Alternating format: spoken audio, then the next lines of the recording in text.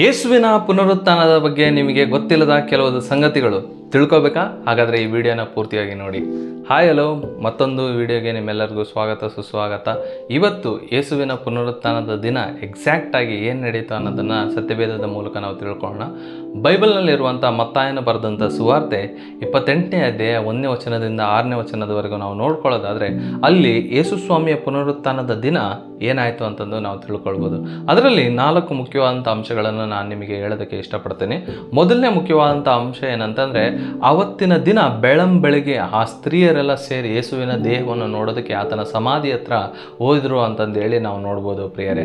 ಇದು ಅನೇಕ ಸಭೆಗಳಲ್ಲಿ ನಿಮಗೆಲ್ಲರಿಗೂ ಗೊತ್ತಿರುವಂಥ ವಿಷಯನೇ. ಯಾಕೆ ಹೋದ್ರು ಅಂತಂದರೆ, ಆ ಸಮಾಧಿ ಹತ್ರ ಹೋಗಿ ಆತನ ದೇಹಕ್ಕೆ ಸುಗಂಧ ದ್ರವ್ಯಗಳನ್ನು ಒಪ್ಪಿಸಬೇಕು ಅಂತಂದೇಳಿ ಆ ಸ್ತ್ರೀಯರೆಲ್ಲ ಆತನ ಸಮಾಧಿ ಹತ್ರಕ್ಕೆ ಬರ್ತಾ ಇರೋದನ್ನು ನಾವು ನೋಡ್ಬೋದು ಪ್ರಿಯರೇ.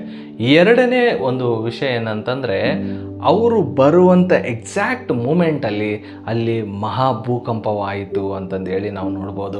ಮತ್ತು ಕರ್ತನ ದೂತನು ಮೇಲಿಂದ ಇಳಿದು ಬಂದು ಆ ಸಮಾಧಿ ಮುಂದೆ ಇದ್ದಂಥ ಕಲ್ಲನ್ನು ಆತನು ಸರಿಸಿ ಆ ಕಲ್ಲ ಮೇಲೆ ಆತನು ಕೂತ್ಕೊಳ್ತಾನೆ ಅಂತಂದೇಳಿ ಆ ಸತ್ಯವೇದದಲ್ಲಿ ಬರೆಯಲ್ಪಟ್ಟಿರೋದನ್ನು ನಾವು ನೋಡ್ಬೋದು ಪ್ರಿಯರೇ. ಅಂದರೆ ನೋಡಿ, ಆತನ ಮರಣದ ಸಮಯದಲ್ಲಿ ಆತನು ಯಾವಾಗ ಆತನ ಆತ್ಮವನ್ನು ಒಪ್ಪಿಸ್ತಾನೋ ಅವಾಗೂ ಭೂಕಂಪ ಆಯಿತು, ಅವಾಗಲೂ ಕತ್ತಲೆ ಆಯಿತು. ಆತನ ಪುನರುತ್ಥಾನದ ದಿನದಲ್ಲಿ ಮತ್ತೆ ಭೂಕಂಪ ಆಯಿತು. ಯಾವ ರೀತಿಯಲ್ಲಿ ಭೂಮಿಯು ತನ್ನಲ್ಲಿರುವಂಥ ಎಲ್ಲವೂ ಯಾವ ರೀತಿಯಲ್ಲಿ ದೇವರಿಗೆ ಪ್ರತ್ಯುತ್ತರ ಕೊಡ್ತಾ ಇದೆ ಅಂತಂದೇಳಿ ನೀವು ನೋಡ್ಕೋಬೋದು ಪ್ರಿಯರೇ. ಮತ್ತು ಮೂರನೇ ಮುಖ್ಯವಾದಂಥ ಅಂಶ ಏನಂತಂದರೆ, ಆ ದೇವದೂತನನ್ನು ಇವರು ನೋಡಿದರು.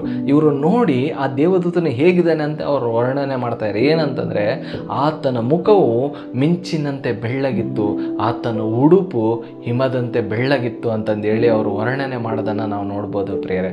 4ನೇ ಮುಖ್ಯವಾದಂಥ ಅಂಶ ಏನಂತಂದರೆ, ಆತನು ಆ ಕಲ್ಲನ್ನು ಸರಿಸಿ ಆ ದೇವದೂತನು ಅವರಿಗೆ ಖಾಲಿಯಾದಂಥ ಸಮಾಧಿಯನ್ನು ತೋರಿಸಿ ಅವನು ಹೇಳ್ತಾನೆ, ದೇವದೂತನ ಆ ಸ್ತ್ರೀಯರಿಗೆ ಹೇಳ್ತಾನೆ, ನೋಡಿ ಯೇಸು ಸ್ವಾಮಿ ಏನು ಹೇಳಿದನಲ್ಲ ಅದನ್ನು ಮಾಡಿದ್ದಾನೆ. ಏನಂತಂದರೆ, 3ನೇ ದಿನದಲ್ಲಿ ನಾನು ನಿಮ್ಮ ಪುನರುತ್ಥಾನಾಗಿ ಎದ್ದು ಬರ್ತೀನಿ ಅಂತ ಹೇಳಿದನಲ್ಲ, ಅದೇ ರೀತಿಯಲ್ಲಿ ಇವತ್ತು ಆತನು ಪುನರುತ್ಥಾನನಾಗಿದ್ದಾನೆ.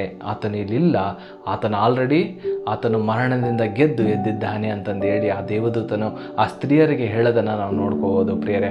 ಹಾಗಾಗಿ ಇದರಲ್ಲಿ ಆಲ್ಮೋಸ್ಟ್ 2 ಅಂಶಗಳನ್ನು ನೀವು ಗಮನಿಸೋದಾದರೆ, ಆ ದೇವದೂತನು ಬಂದು ಆ ಸಮಾಧಿಯ ಮುಂದೆ ಇರುವಂಥ ಕಲ್ಲನ್ನು ಸರಿಸೋದು, ಭೂಕಂಪ ಆಗೋದು, ಮತ್ತು ಆ ಸ್ತ್ರೀಯರು ಆ ದೇವದೂತನನ್ನು ನೋಡಿ ವರ್ಣನೆ ಮಾಡೋದು.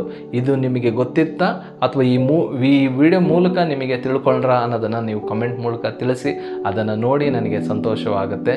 ಹಾಗಾಗಿ ಈ ವಿಡಿಯೋ ನಿಮಗೆ ಇಷ್ಟ ಆದರೆ ಲೈಕ್ ಮಾಡಿ, ಮತ್ತು ಅನೇಕ ಜನರಿಗೆ ಇಂಥ ಸತ್ಯಗಳನ್ನು ಶೇರ್ ಮಾಡಿ, ಮತ್ತು ನಮ್ಮ ಚಾನಲ್ಗೆ ಸಬ್ಸ್ಕ್ರೈಬ್ ಆಗಿ ಇಂಥ ಅನೇಕ ವಿಡಿಯೋಗಳನ್ನು ನೀವು ನೋಡ್ಬೋದು.